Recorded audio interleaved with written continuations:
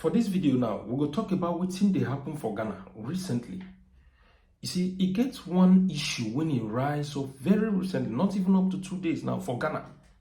Whereby Ghana can't come out in a whole mass, begin bash Nigeria. Not just bash Nigeria, bash Nigerians when it be say it dey inside Ghana. This whole bashing, they specifically directed to the Igbos living in Ghana. But indirectly, the whole thing, cover Nigerians in general.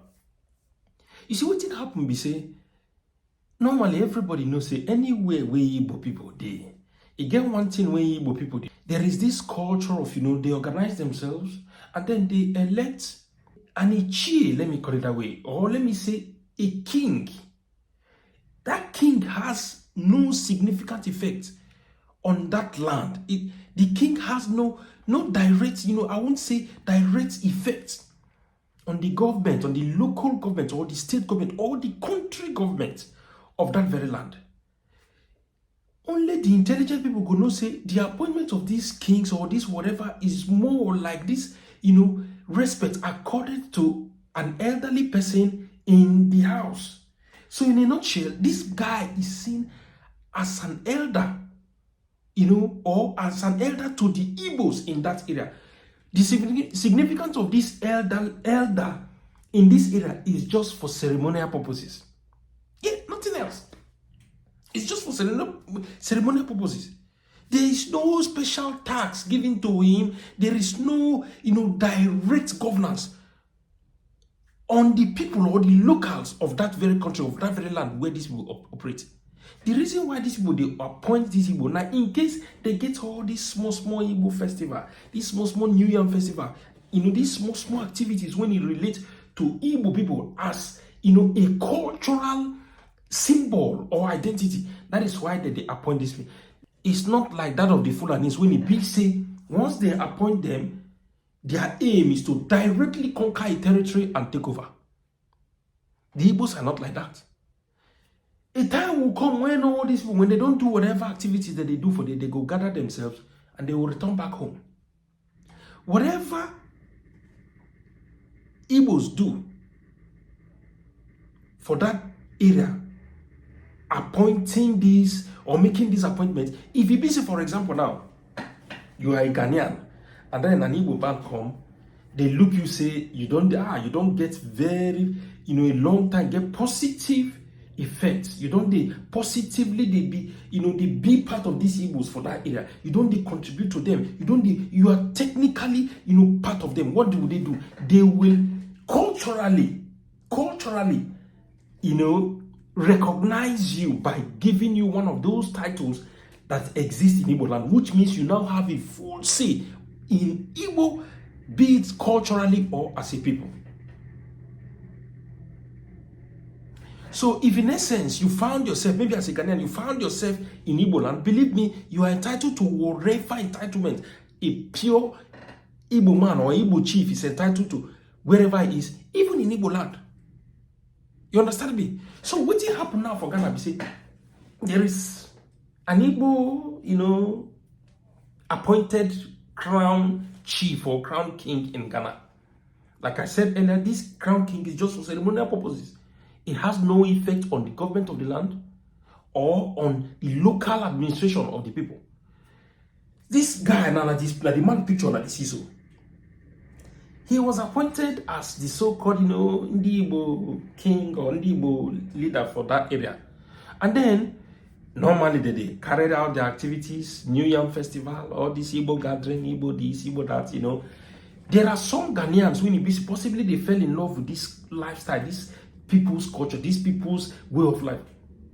And then, some Ghanaians somehow became part of it, and then for a very long time, they've been part of this whole thing.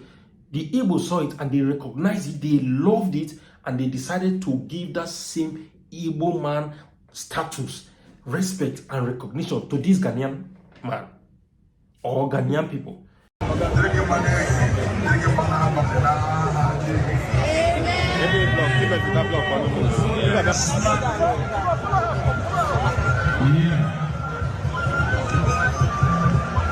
This is supposed to be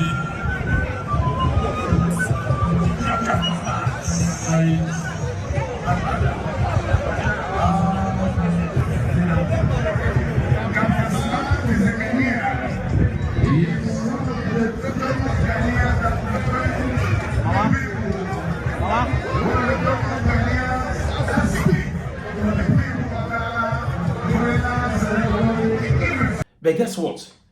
The Ghanaians were there frowned over it. They exacted jealousy, envy, and hatred towards it. They come, they raise alarm, say, Igbo people don't come out for their land. Nigeria don't come out for their country. Come here, come, they set up kingdom, they set up dynasty, they set up whatever. Some of them even went as far as, petition, giving false petition about this very Igbo man. Say, the man don't go acquire 250 hectares of land, 250 acres. He won't build kingdom for Ghana. The thing went up and down. Today, say, he can't drive so many hatred, so many envy. Many Ghanaians can't protest. They come up with, they come up with activities when it be say they fabricate hatred for these people. You see, I'm going to say something very clear and plain here now. Ghana people, over time, Nigerians don't they ignore this kind of subtle hatred, and direct insults, malign insults, and all kind of denigrations, disrespect when they give our people. Just because of say they come out from Nigeria, come a very tiny country, Ghana, will be like Ghana, maybe to have a life or to carry out their business activities. Nigerians don't they take this thing very, very, don't they tolerate them from Ghana?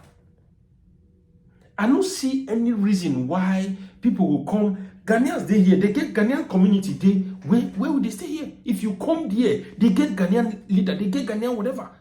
If you see them, they get those their Ghanaian culture, nobody send them. They get their own, their businesses. Nobody even they go there, they jealous them for their business. Since we Ghana people come, I know how our people they lose business in terms of this hair making, because everybody knows say Ghanaian Jerry call, this Jerry call what they make, that Ghana carry come Nigeria. When they make their Ghana own, they perfect. People they go there, nobody they jealous them, nobody they envy them, nobody they say, hey, when I don't come here, can't take our business, when I don't come here, can't drive our people come on for job. Ghana continue to the past, to the put this whole problem on our people. Time don't come when Nigerians when I go take them very serious. When I go take them serious, yes. Whenever anything Nigeria do, they will say, hey, see this video one of this. Now, no, Igbo man, a white man, I come. A king for Ghana, na chief. You see how they use many umbrella, they guide them, they protect them. It's a shame, a very big shame to the Ghana people. If we decide to match the same energy we on the match, believe me, we are not go survive. Yes, we are not go survive. We remember the issue of Ghana must go. The issue of Ghana must go came not just because Nigerians started it. Ghanaians chased Nigerians away in the early 60s. Yes. Ghanaian economy was booming heavily. Nigeria was still, Nigeria, the sheik that time. Suffered in Nigeria in the early 60s. When Ghanaian economy flourished with cocoa and gold. So many Nigerians go there in search of greener pasture. Ghanaians chased them to this, and many Nigerians died. Many. By the time when the table turned around, we welcomed them. Ghanaians came in the early 80s. Or in the 80s, there about late 70s. Ghanaians came, they flourished in Nigeria. They were doing all sort of, all these solutions I see today, all this, Ghana carry and come Nigeria. Oh, no. But what, they allowed them, they enjoyed life. The only problem they had was that when the bad leaders in Nigeria then failed in most of their policies, they tagged the failures on foreigners and then said that every foreigner must go. It wasn't even Nigerian citizens, Nigerian locals who said that, oh, Ghana people must go. It was the leaders there. Yes, go and do your research. The leaders were only looking for a place to anchor their inefficiency. They now said, yes, the reason why Nigerians are not getting jobs, the reason why so many things are failing in Nigeria were because of the foreigners who were in Ghana. And who were these foreigners? We had Lebanese, we had so many Cameroonians, but in a very few number. But Ghanaians were in massive numbers. And then that government started to, I think it was Shagari's government, if I'm not mistaken, started to gather these Ghanaians, started to pack them in numbers to send them back home. Some of them were going, even running without even a handbag. Some of them even were not even opportune to buy anything. to be able to gather their property. It was still with the benevolence of the Igbos. Igbos said, no, these people cannot just go empty-handed. They created this bag that we have that people call Ghana must go. People call Ghana. It was still this. I don't want to mention another time. It was not the Igbos who called it Ghana must go. It was another tribe who supported what these northern people were doing. They were the one who named it Ghana must go. But guess what? These people bought these bags. Igbo people produced these bags in order to aid these people be able to at least be able to get some of your properties back home. That was how these people left. But you see, along the line, this whole thing keep repeating itself. You see all the envy, hatred, and wickedness meted on Nigerians. Now, by the time Nigeria reciprocates, on a no survivor.